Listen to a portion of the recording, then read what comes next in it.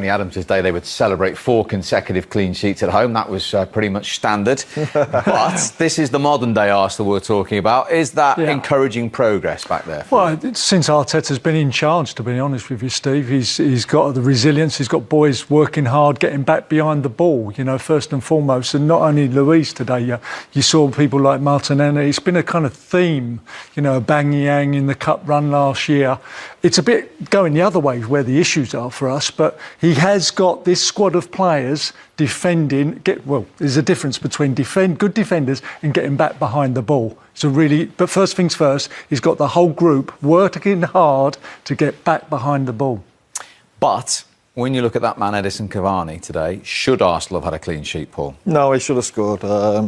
It would disappoint, especially the first one. He had 2 really good chances. This is an open goal, basically. I always missed it. I really don't know. It does flash it across quite hard, but I think he'd be disappointed with that. You know what, I thought it was a poor game all around, really, Steve. There wasn't a lot of quality. There was these 2 moments, I think. But he has to score. This is what, 5 yards out. It's an open goal. Just open your ankle. It's 1-0, and that's probably the game done. But you know, did United do enough to win the game? I don't think they did. You know, you're talking 2 games ago, Man United go top of the league. Everybody's talking about them going on to possibly win the league.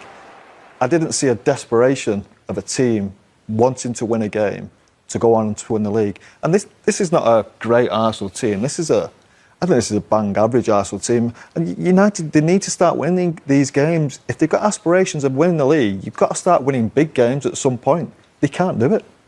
Yeah, well, we'll give you a stat on that in a moment against the Big Six. Paul describes that one as a big miss. His other one, a chance rather than a miss?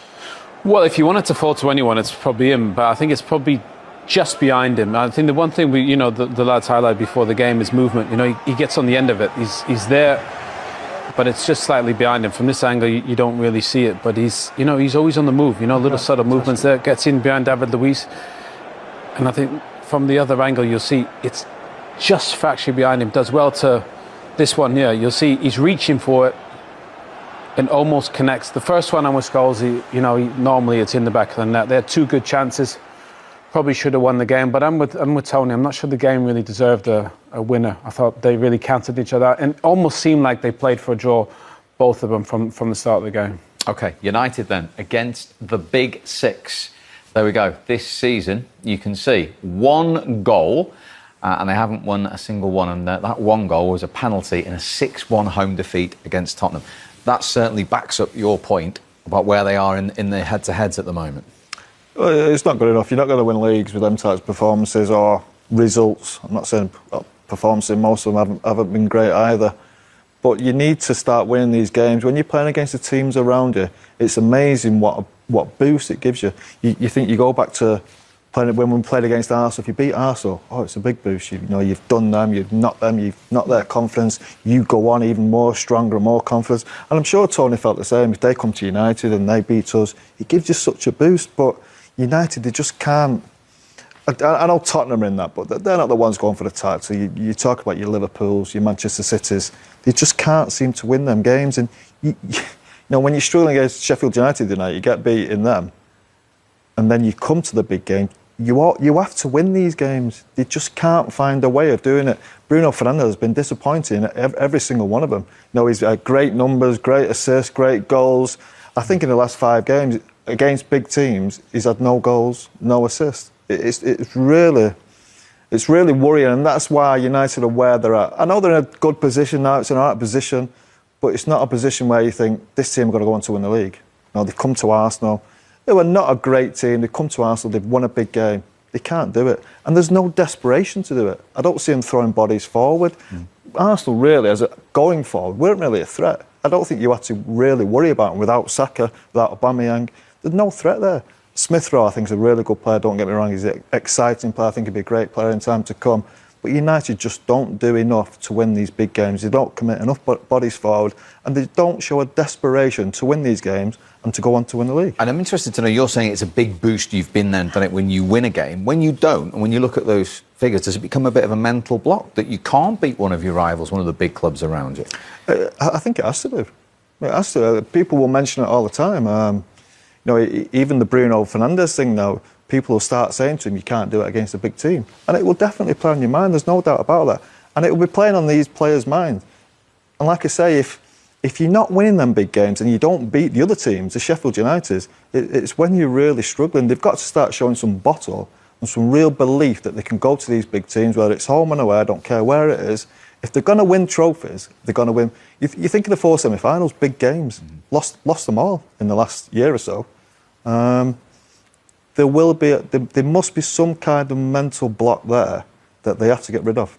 And it does come down to mentality. Your great teams had that in abundance. Absolutely. It's hurting, that is, when he's talking about Arsenal not being a great team. And then Are you going to disagree with him? No, I'm not. And then you're kind of saying you can't beat this team, and I agree with him. United, they were, when we were rivals, they were the benchmark. And like you say, you go to Old Trafford and you beat them at Old Trafford, we win the league. That was the bit. Yeah.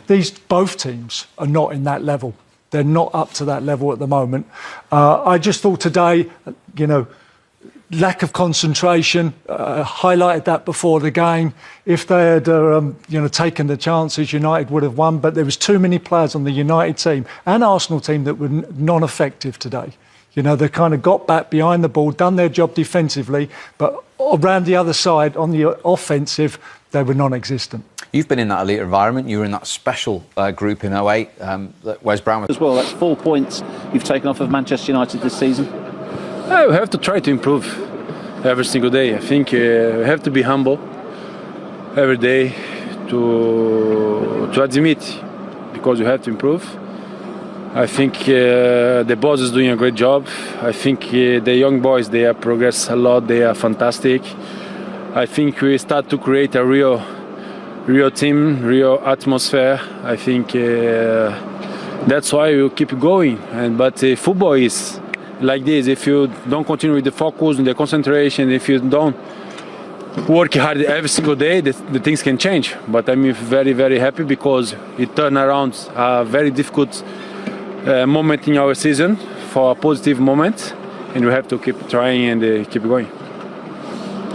We know how strikers love to celebrate goals. We saw you celebrating, stopping the free kick with the fist pump. Is that what it meant to you?